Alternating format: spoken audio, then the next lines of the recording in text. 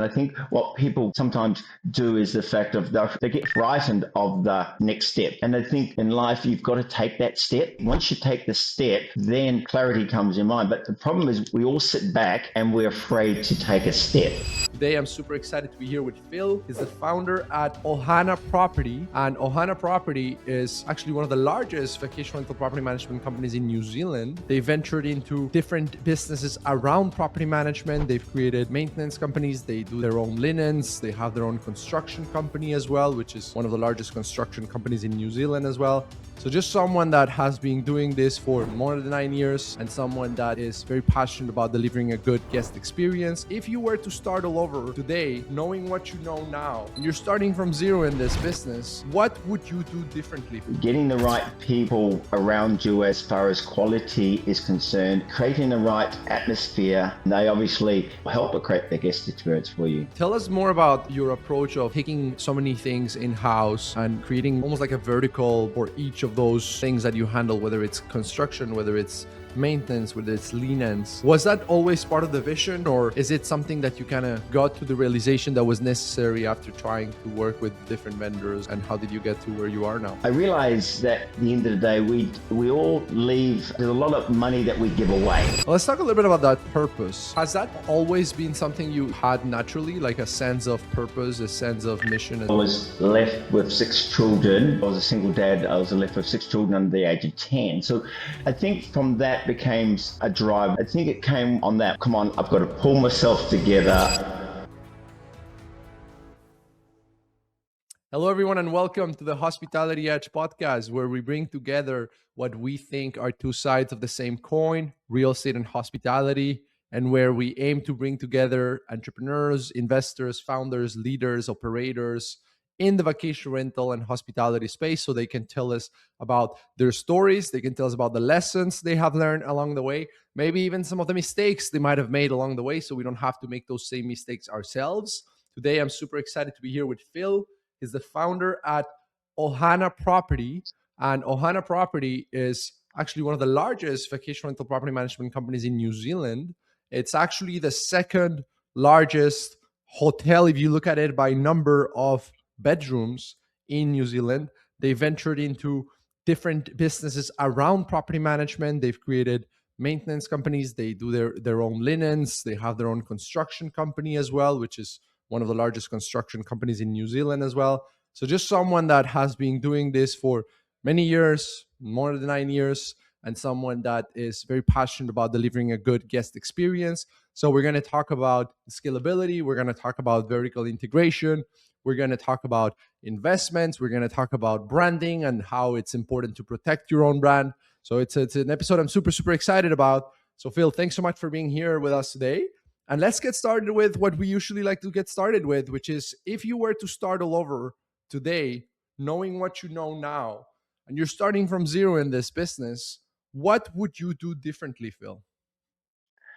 Oh, wow. That's a really difficult question.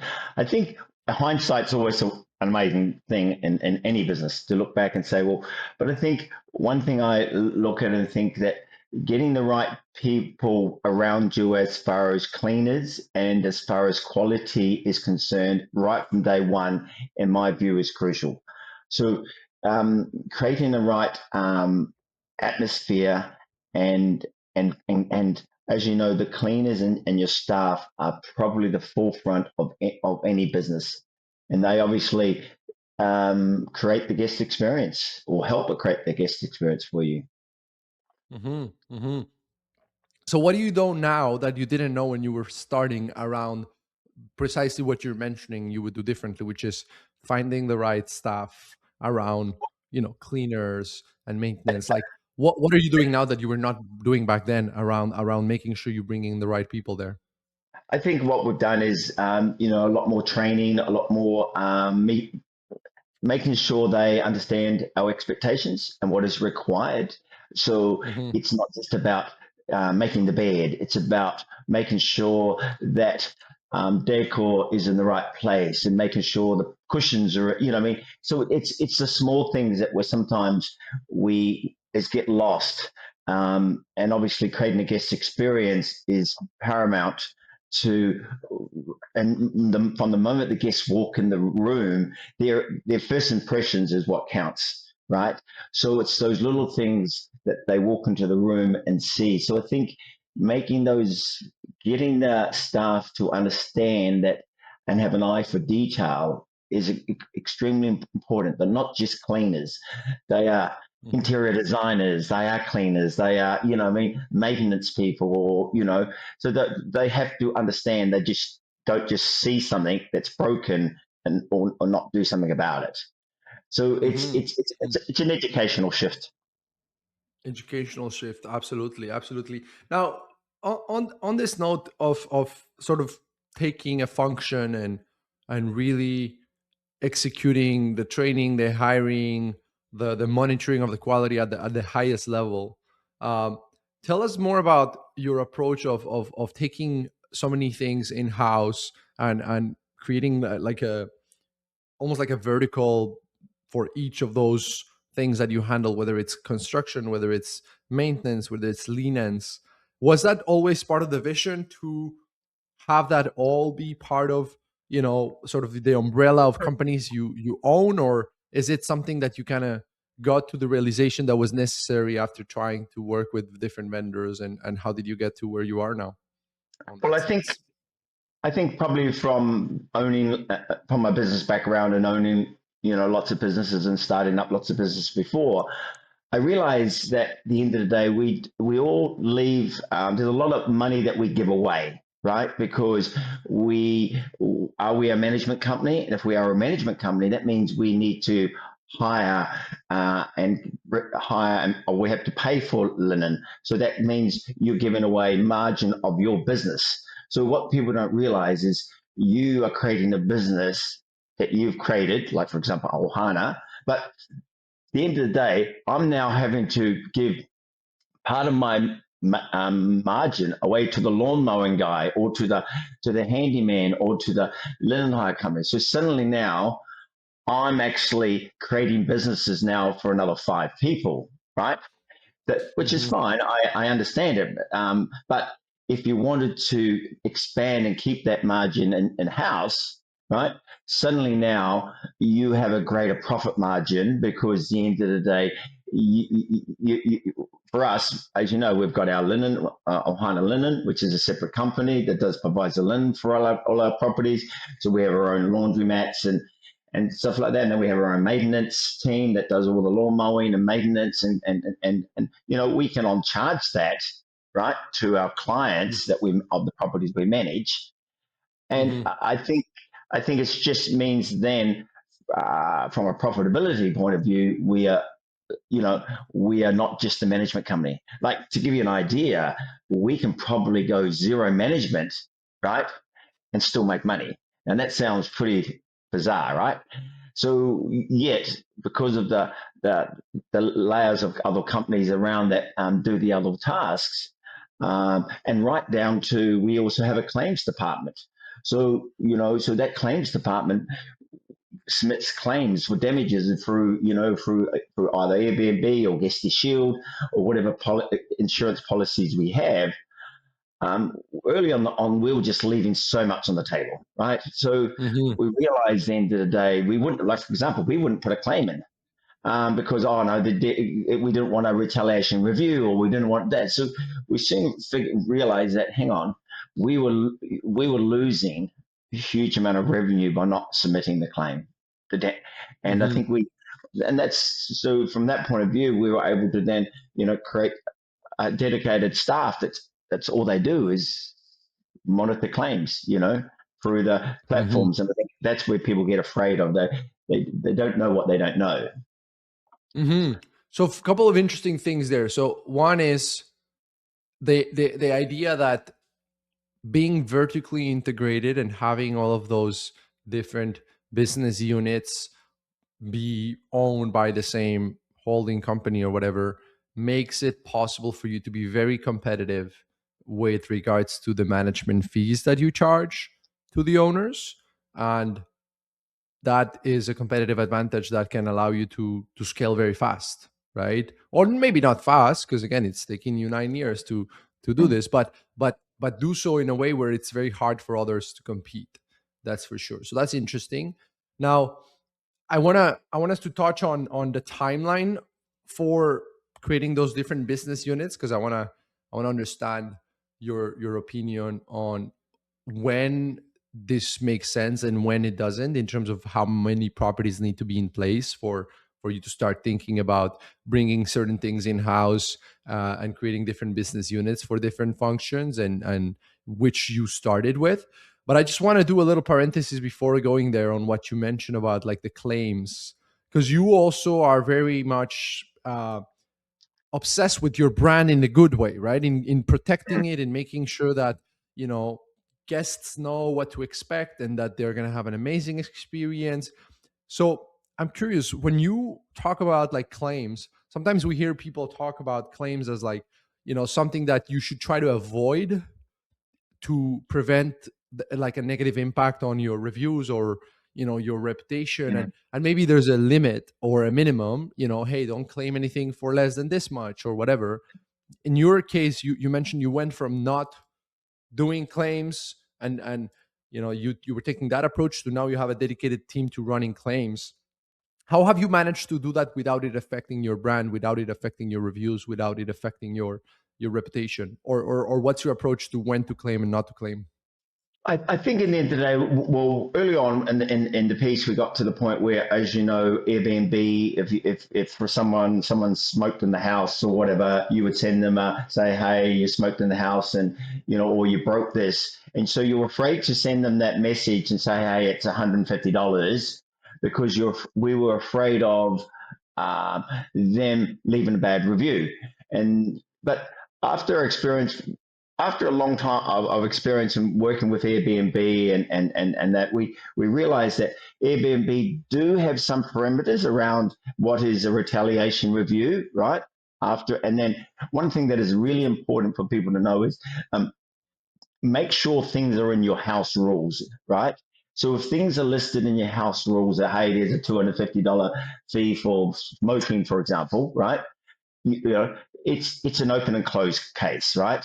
Mm-hmm. And from Airbnb's point of view, so I think we learned the fact of be very clear in our listings and our what our expectations are. Hey, if there's a $45 late checkout fee, you know, if you sorry if you leave the property late, or you know what I mean. So be very clear, and I think we figured out that our listings had to be very clear.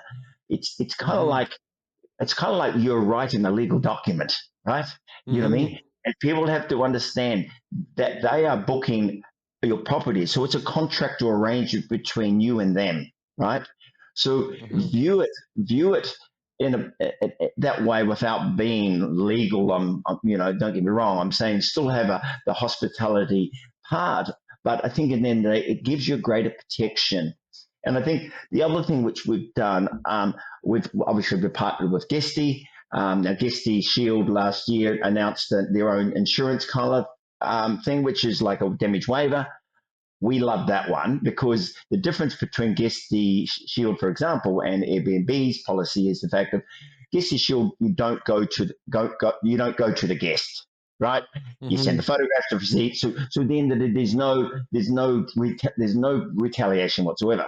So suddenly Mm-hmm. that's a game changer, right? Because at the end of the day, as long as you got the right documentation, photographs and receipts of damage, it's paid for straight away, right? And And who also pays for that damage waiver? Is it you? Is it the the guest? You guest, charge the something to the guest, guest? Mhm. yeah. So like for example, the $8, $9 or whatever it is per booking, but you think about it. If I'm a mum and dad type scenario, and I've got three kids, and I'm worried about them breaking something. Well, Mhm. they are paying they're paying their own insurance. Don't worry about it, guys. Mhm. Go for it. Go hard. Right? You know what I mean? Mhm. You're covered. So you know, and there's people get sometimes afraid, but for a lot of people, they're like, "Whew, I'm covered." Same as when you hire a car, right? Do I hire a car? Do I pay the insurance? It's a peace of mind that hey, I'm covered.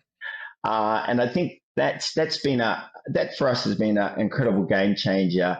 Working with Guesty shield on that one. And I know there's other platforms that have their own similar thing, but I think people are afraid of that. Oh no, I can't increase I can't, that $9 or $10 is, the guests aren't going to pay for it. But I think if you Mm-hmm. market it correctly, it will be a benefit to everyone. Got it. Got it. That makes a lot of sense. And then so have clear listings, set the right expectations, look into damage waivers.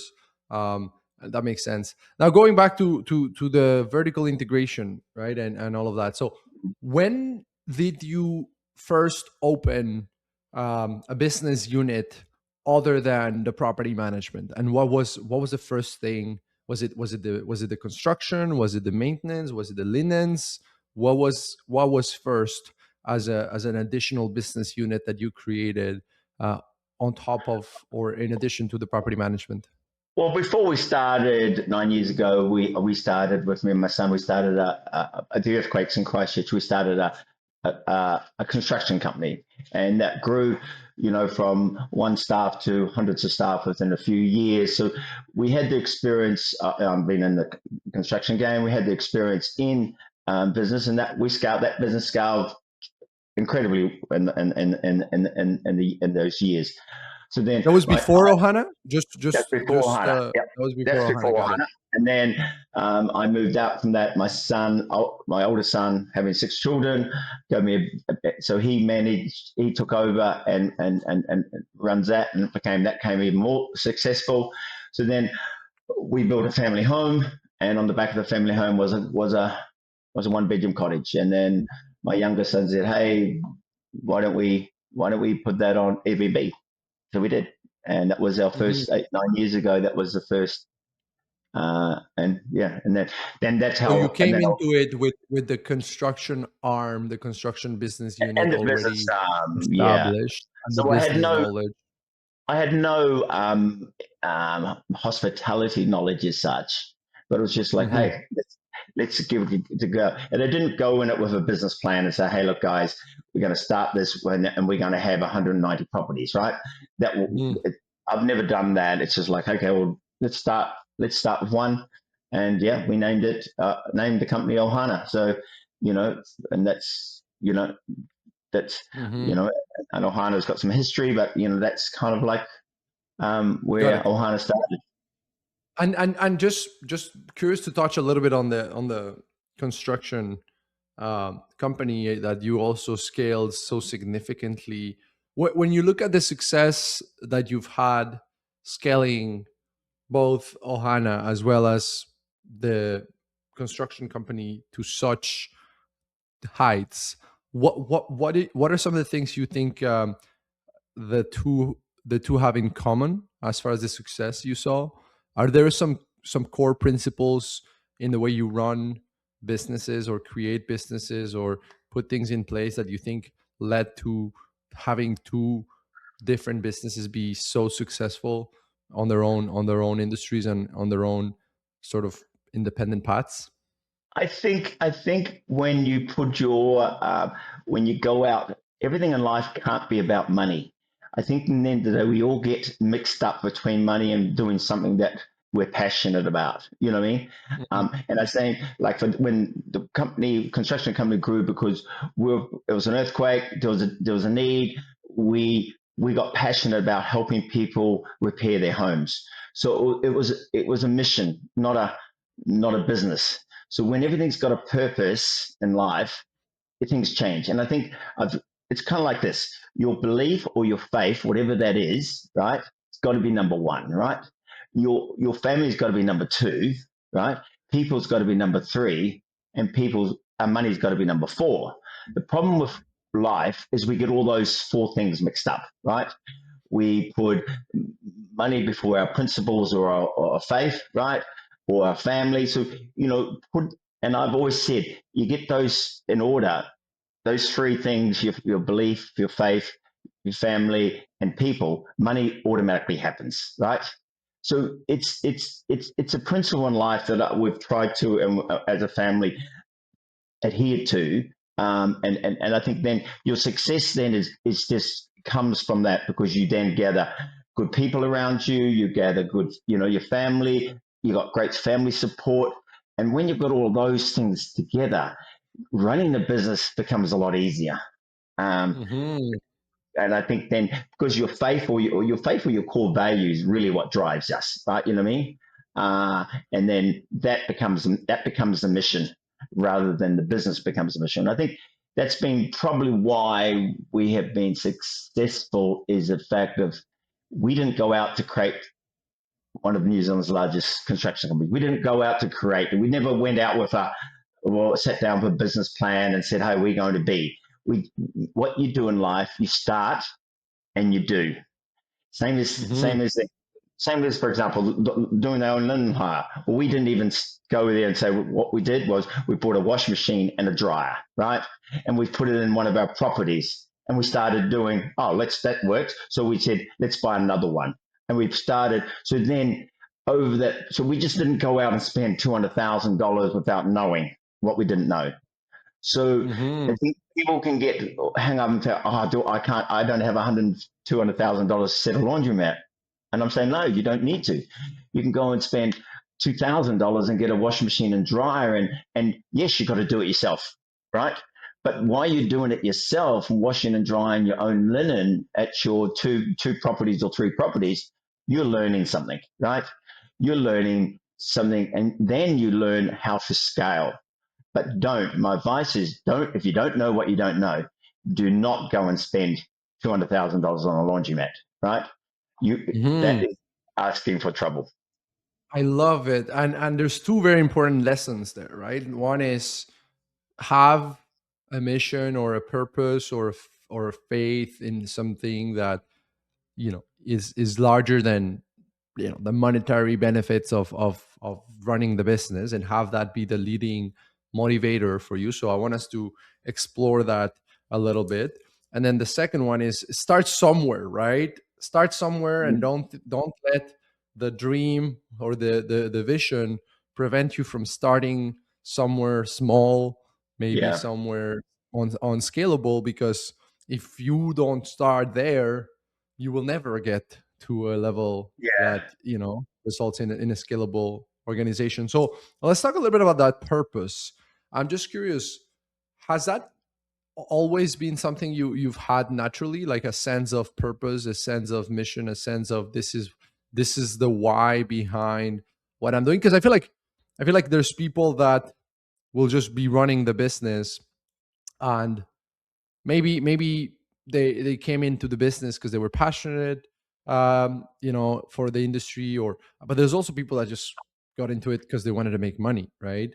Mm. Was there a point in your life when you were pursuing something without a purpose, without a mission, or and then you learn to develop it, or it's just been something you've always had in you to know why you're doing the things you're doing beyond Yeah. money? I think probably it comes from, sadly, I was left with six children. After, so I was a single dad. I was left with six children under the age of 10. So I think from that became a drive. Well, I had to, here I had six children under 10. What am I going to do? We had no money. We had to survive. So I think it came on that. Well, come on, I've got to pull myself together. I've got six responsibilities. What am I going to do? Right? I'm 30 years of age or 29 years of age with six children. Right? So I think from that gave me the purpose of waking up every day. Sure, it's a struggle. It was a struggle every day, getting kids to school and, getting food and, I mean, so, but I never gave up on the fact of, I had a purpose then. I had a purpose. I had six children they solely relied on me. So the responsibility was huge. So then from that, fast forward is in my mind, I'm always thinking about something, how to move ahead. And I think I've installed those values in my kids as well, that we don't live, because a lot of times we live as a victim, right? A poor me, right? There's that mentality that sometimes we have. I was abused by my dad. I was this, I was that, right? For example, right? You know what I mean? And then that becomes our focus, right? Because we are poor single dad or whatever. And I think in life, what we have to do is get past that and say, hang on, I'm bigger than that, right? And I think that's probably been the uh, greatest thing. And I think I just really quickly explain, like, same with the name Ohana, right? So the name Ohana comes exactly from a single dad watching, putting on a video for my kids to watch every day. They would watch Leo and Stitch, right? The movie Leo and Stitch, and that was this source of keeping them quiet. But and I heard this in my so many thousands of times. My kids playing it, and Hana means family, and family means no one gets left behind. So from that, we use that and say, "Come on, kids." Every time we're driving around, there's an issue. I say, "Come on, kids. Ohana means family. No one's going to get left behind." So I think it was quite ironic when I bought my first house. We called it Ohana, and then obviously it just flowed naturally when we started the Airbnb. Hey guys, Ohana means family, right? That's our Mm-hmm. values. That's what we do.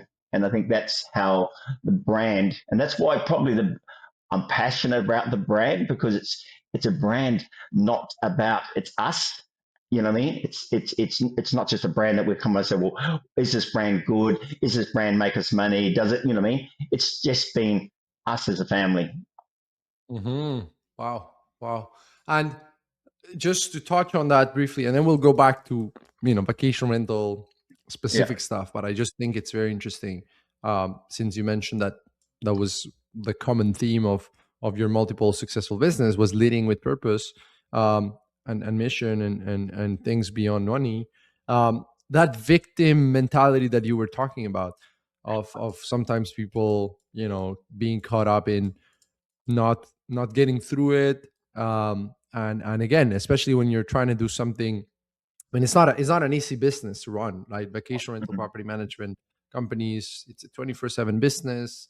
A lot of times it can be a thankless business. The guests complain, the owners complain, the team has challenges. So how do you get yourself out of that victimhood mindset? What are some things that have worked for you, or if you look back at that difficult time in your life when you were, again, 30 years old, 29 years old, and you had to get rid of that victim mentality? What helped you? What are some of the practical things that helped you overcome it I that you would recommend for other people?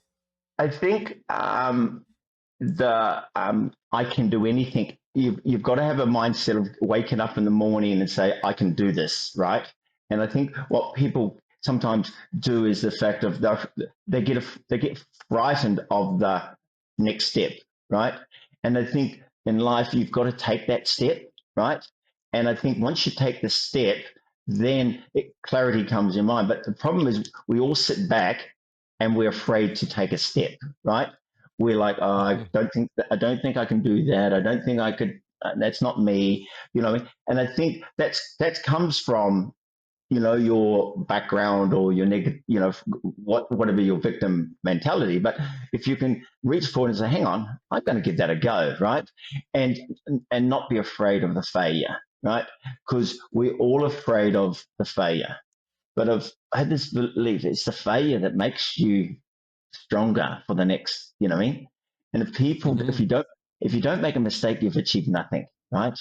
And I think that's kind of where it was. That's why, when I started the levels and things, I was like, okay, nothing to lose. Let's start. We'll do the linen. Let's do So it was like, just start. And you know what? No big deal. If it failed at a small scale, okay, I've learned and I tweak it and know what to do next. But Mhm. I think that's probably the biggest takeaway is fear of failure. It comes is probably one of the things that holds us back the most in anything.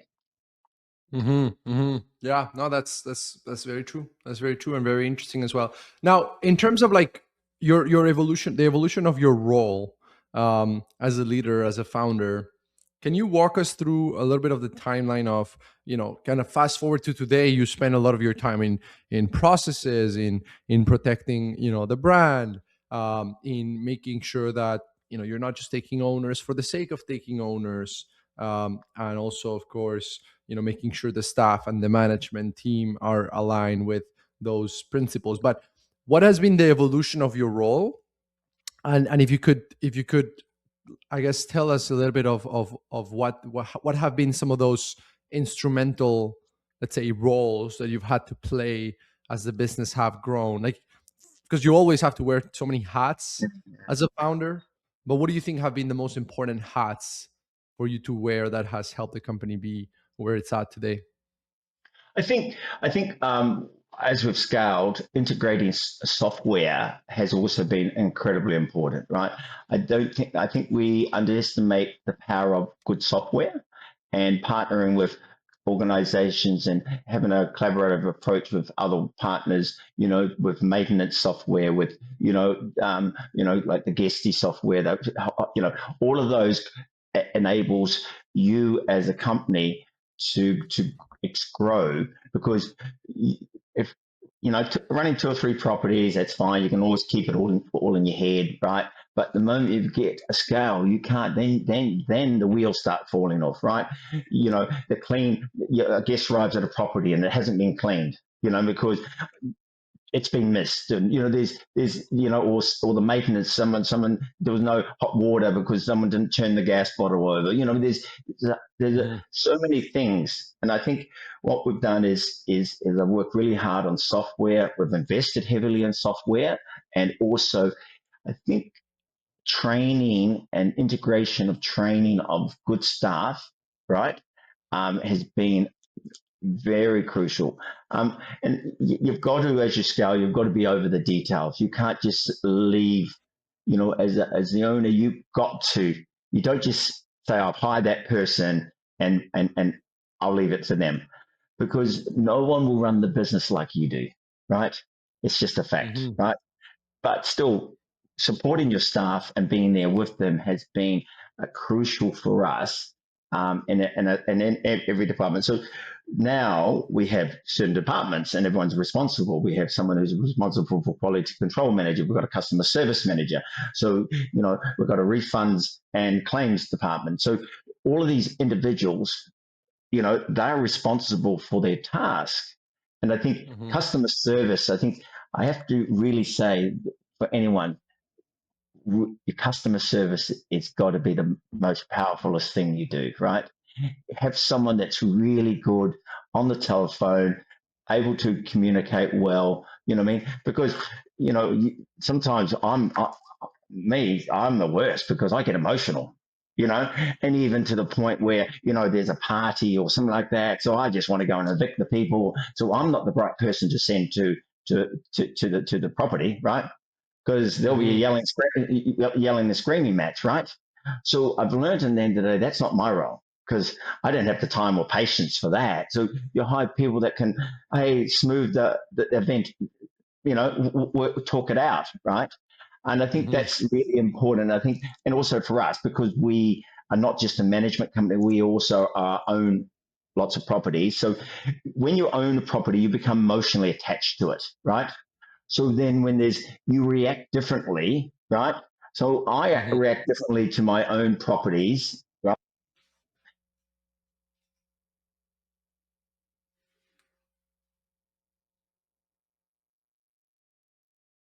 I can't hear you there. I, Okay. Wait, you're back. yeah, So can yeah. you say I that react again? So you differently. you react differently to your own properties?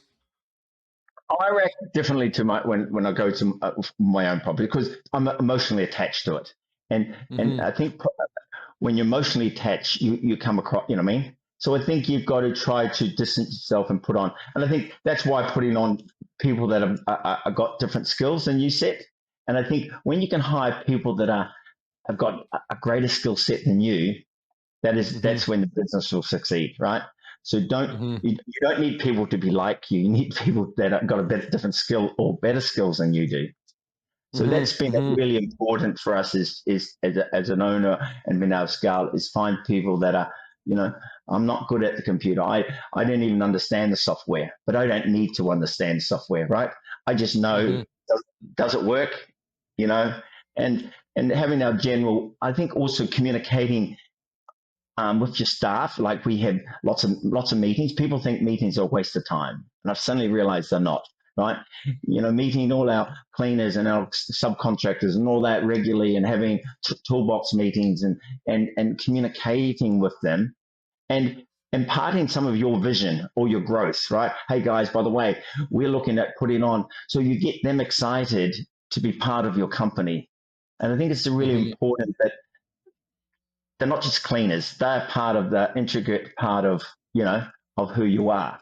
And I think Mm-hmm. that's really important in any growth of a large company, is to actually, the people on the ground are just as on at the bottom are just as important as the people at the top.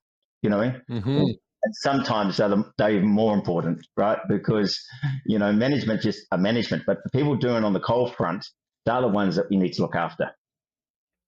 Yeah, no, absolutely. Now you mentioned something important there, which is like you got to hire good people, but you also have to find that balance, I guess, between trusting them blindly, but also keeping an eye on the standards that you have as a founder, because there will be standards that you have as a founder that to your point, no one will do it exactly the same way as you, but you want to respect those standards, you want to elevate those standards on the eyes of your people, but you also don't want to necessarily cross the line of micromanagement and getting to a point where the team is not able to operate autonomously because there's always someone kind of like behind them. How have you balanced those two things, keeping your standards as the founder for the brand that you've built, that certain things are important, while also letting the team have enough space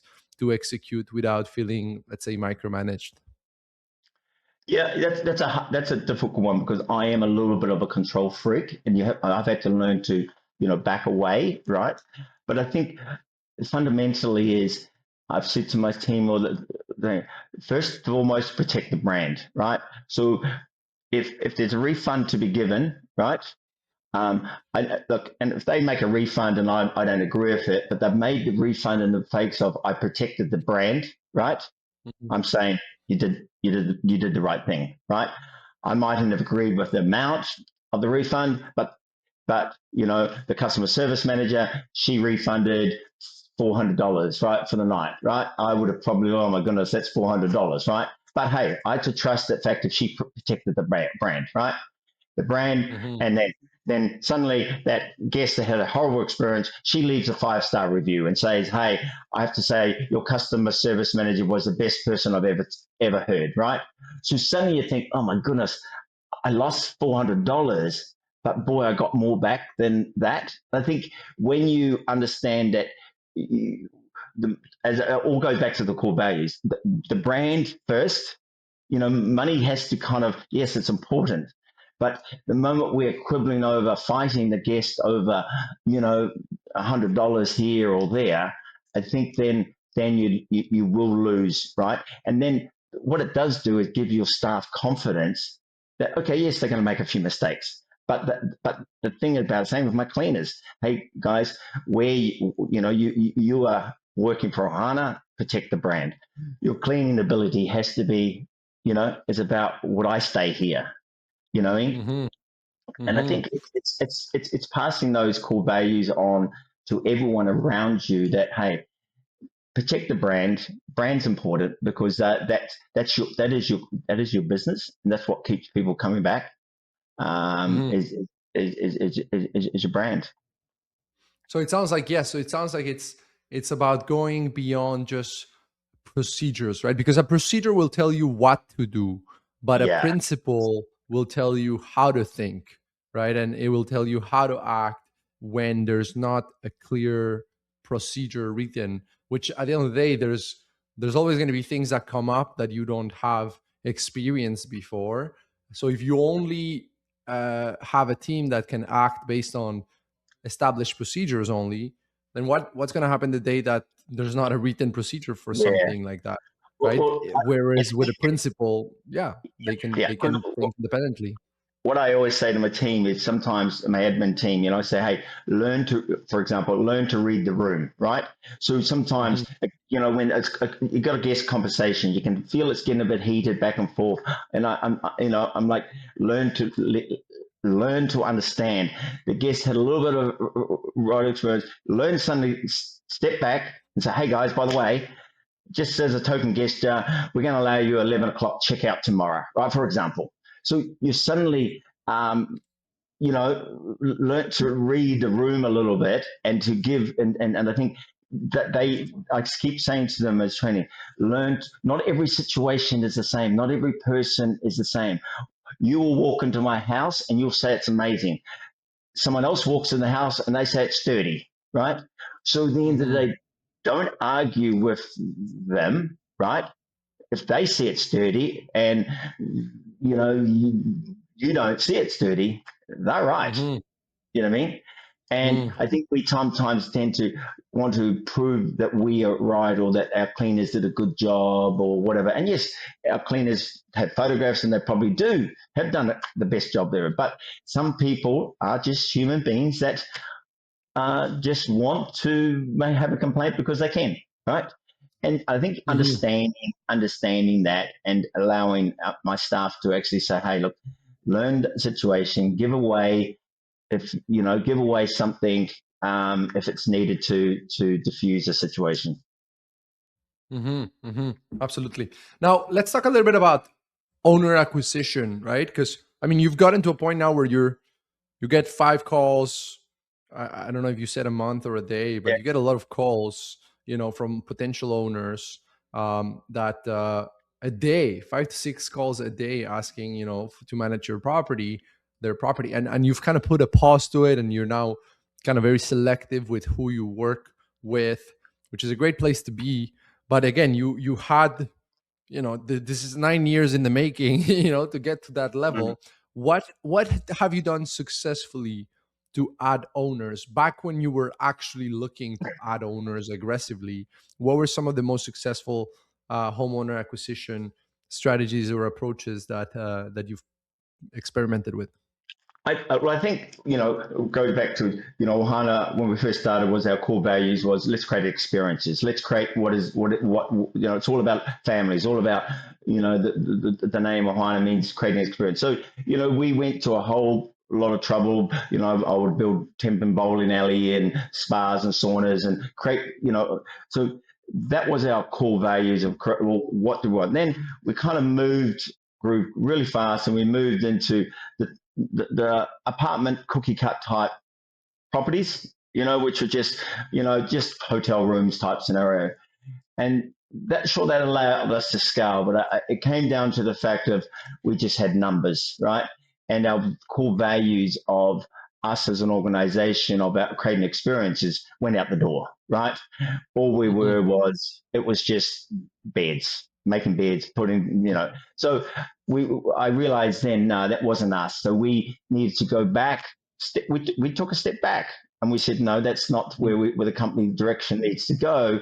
Let's stick to our Mm-hmm. core values and create experiences. So that then means right now for us, we've got the luxury of saying, hang on, we want properties that are great with our core values, but also owners that also we can work with in our core values. Because as you know, not Mm-hmm. every owner is your best partner, right? Mm-hmm. You remember you're partnering with them. It's their property, right?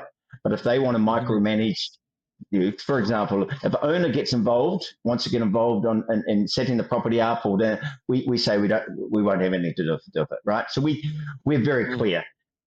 It's Mm-hmm. our brand, your home, but all you want is a good investment return. So stay out of it, right? So the Mm-hmm. moment a homeowner wants to get involved and wants to come and do checks and inspections and get involved in the decor or stuff like that, we're kind of like, nah, we are there. You have to trust us, right? That each month you'll get a Mm-hmm. good payout, right? And I think that's kind of been great because otherwise we've got owners micromanaging us. Mm-hmm. And I think it's really important that you set the boundaries of your owners. And that also means we can filter them. So we just say, hey guys, this is our policy. We'll manage your home, but from here on in, once the management contract's signed, you stay out of it. You know what I mean? Mm-hmm. Um, Mm-hmm. Mm-hmm. And yeah. but in terms of when you were aggressively going after owners and wanting to add, like one thing is like what you mentioned, the cookie cutter sort of, you know, hotel style room approach didn't fit well with your values of unique experiences, and that's kind of why you let go of that approach, even if it meant, like you mentioned to me yesterday, letting go of potentially hundreds of properties because just that wasn't Mm. aligned with your brand and your standards. But what have you done to successfully attract, again, now you have the brand, you have the reputation, you have people calling you daily, but what do you think was the inputs that had to be put in place for that to be possible, for you to currently have a situation where you're getting 5 to 6 calls a day? You know, when you were again aggressively sort of adding owners, what were you doing? How were you finding those owners? Did you have people calling? Did you have, you know, did you have post mail? Did you do events? Did you have referral partnerships with realtors? Or was it just doing a good job, having a good brand, giving a good service, and it was just word of mouth? I think from us, difference in New Zealand is a reasonably small country, so everyone gets to know you pretty quickly, right? So we have an advantage. We have an advantage over some other countries, right? Because you do a good job, everyone will know about it, right? So I think most of it came from referrals, and also making sure our pricing was right, because a lot of people weren't using optimization for pricing, so our clients weren't getting the best return on their money. So then suddenly the clients were saying, oh my goodness, Ohana is giving us a better return than before, right?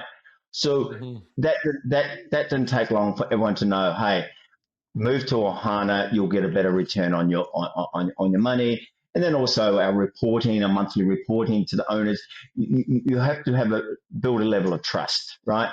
So, you know what I mean? Mhm. They trust. So having our finance team send through detailed reporting is very crucial. You know, how many nights stay, what the occupancy was, what's it, you know what I mean? So that the clients have a good view, and they can sit back. And I think after a while, they was like, and we've had them for years, and they're like, wow, we just trust the process, right? And Mhm. that comes by, as I've said, that comes by. It was really just word of mouth. We did a little bit of social media marketing, but I can't see much else that we spent on. It's just word of mouth, and doing a good job. Mhm. Mhm. That's very interesting. And as years have passed by, and as more companies have come into existence and, you know, gotten into this space, and I'm sure you must have seen sort of competition increase Yeah. as well throughout the years. What are kind of some ways in which you've found it useful for you to stay relevant, stay as the top choice, you know, when you have so many new companies, you know, at least claiming that they are good, right? And claiming, and I'm sure going after owners and also trying to, you know, promote their services. Is there anything you think is worth doing when you are at your stage to kind of protect your your existing client base from being taken away from other property management Well, companies? I think you have to learn to diversify. Don't put your eggs all in one basket, right? So what we did was so we're not just a management company. We own properties, and then we also do the arbitrage model. So we have Mhm, three levels. So that way, there we mitigate our risk, right? mhm, And also we mitigate our risk by being in three different areas. So we're not just in Christchurch. We're in Wellington. We're in Tekapo. Because as you know, regulations around the world are starting to tighten up with Airbnb. So you've mhm, got to be thoughtful, because let's face it, the new policy in one city can, as you're seeing what's happened in New York, right? mhm, It's, mhm, you know, Airbnb was nearly killed overnight. You know what I mean? mhm, mhm, So you've got to protect yourself. So we've moved into some areas which will you'll never be regulated, because they're tourist areas, right? So we've mhm, marketed well in, you know, Lake Tekapo, which is an amazing lake, and so we've diversified into some of those areas which we're never at risk, and mhm, that's given us an edge over over others because if Christchurch, for example, is getting up to a saturation point, um, well, we've got something else. And I think also strategically, we've worked really hard strategically. Like, for example, there was a huge big stadium being built. So we strategically over the years, we knew in 2 years that's going to be built.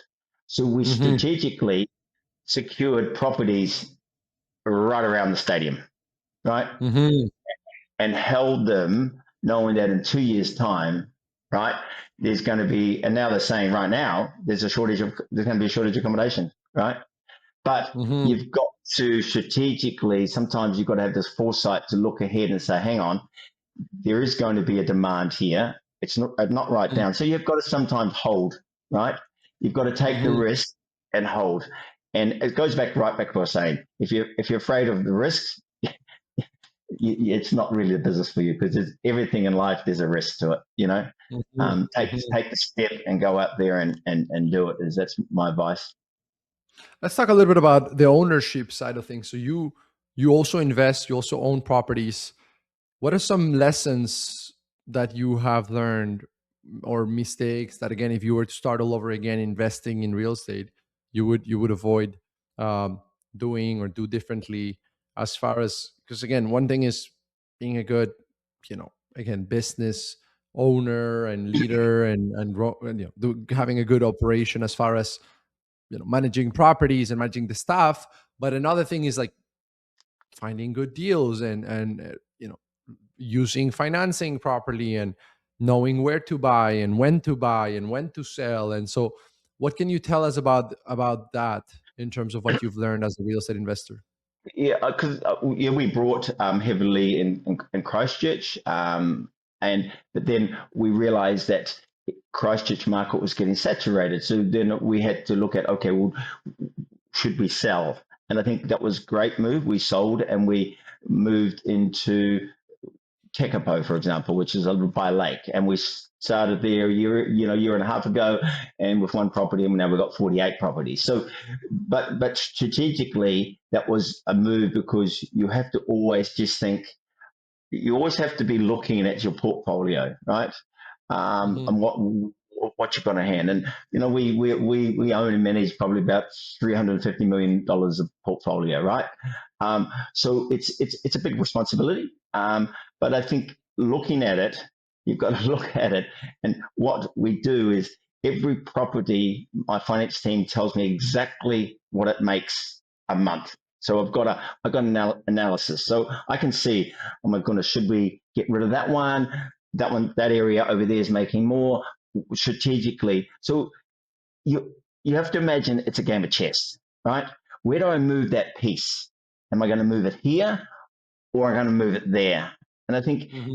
it's kind of like that. And for us, we've got so many properties. It's strategically looking at what brings in not only the best return, less hassle. That property has a lot of maintenance issues. That property has, what I mean? So you look at it from all of the aspects, not just did it make the most money, right?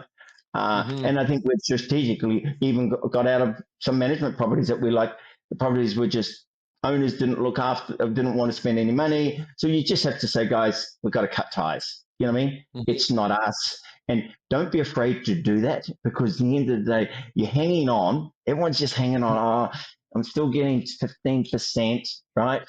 But the hassle Hmm. of getting that 15%, you could have got, right, moved to somewhere else and have made more with less hassle. And I Hmm. think that's strategically where we hang on because we're thinking, oh, we're getting $150 a week, so let's just keep it, right? No, Hmm. what I've realized, cut quickly, right? If it's not working, get rid of it and Hmm. do it quickly because of that $150 we're holding on and it's damaging the brand. It's frustrating my team, my maintenance team are getting, my staff are getting frustrated. The cleaners don't like going to that property, because it's always getting poor reviews or ratings. It's time you act quickly then and cut. Absolutely. Absolutely. Well, listen, Phil, this has been great. This has been amazing. A lot of lessons, a lot of insights. anything that you think is very important to touch on that we haven't touched on? What is a very important question that I haven't asked that you think every property manager should have an answer to? I think as you scale, be very, very much aware of AI, right? And my total view on AI is that people look at it, and way back, it was a few years ago, it's going to be a gimmick. Well, Mm-hmm. I say to people in the hospitality industry, if you don't get on board with it, right, you will be Mm-hmm. behind lose. So we've hired someone specifically in the company to work on our systems using AI. And Mm-hmm. I think that's something I would say is it goes back to the same thing. People are afraid what they don't know, right? So like, oh no, I wouldn't, I'm not going to touch AI. Well, Mm-hmm. the problem is they're going to be left behind, right? And I would say the next 2 years, even less, AI will take over a big percentage of the mundane, everyday guest communications that and do it. Sorry, I have to say it, even though my staff do a great job, AI will do it faster and better. Mm-hmm. Mm-hmm. Yeah. So don't overlook it, and look at ways in which it can be applied. What would you say are some of the use cases that you have found for AI that are the most unique, or the most that make you the most proud? Because again, everyone talks about using it for guest communications. Everyone talks about using it for, I guess, low hanging fruit, listing creation. Have you found any use case for AI that is that you think is either unique, or that you're very proud of having identified as a way to leverage AI into your business? We actually use it really well for um, sending updates to our team. So, for example, it's not just for our guests; it's for our staff, our team, so they don't miss things. So, a checkout or a bookings, or AI automatically messages each team and says, "Hey, that guest requested a porta cot, or what, you know what I mean." So it automatically enters into their calendars, right? So Mm-hmm. it's a very useful tool for the team not missing things. For a last minute booking comes on at 1 o'clock in the morning, no staff is on. AI has already sent that message straight to the right. So so then it doesn't get missed. So I think it's really important that that's just as important as the guest communications. So Mm-hmm. utilizing AI in your company from an administration point of view is just as equally important. Mm-hmm. Absolutely. Absolutely. Really love it. Well, Phil, thanks so much for taking the time. Really, really appreciate it. It was great to have you on. And yeah, thank you again for sharing all those insights. I'll see you No soon. worries. No worries. All right. Have a good one. Okay.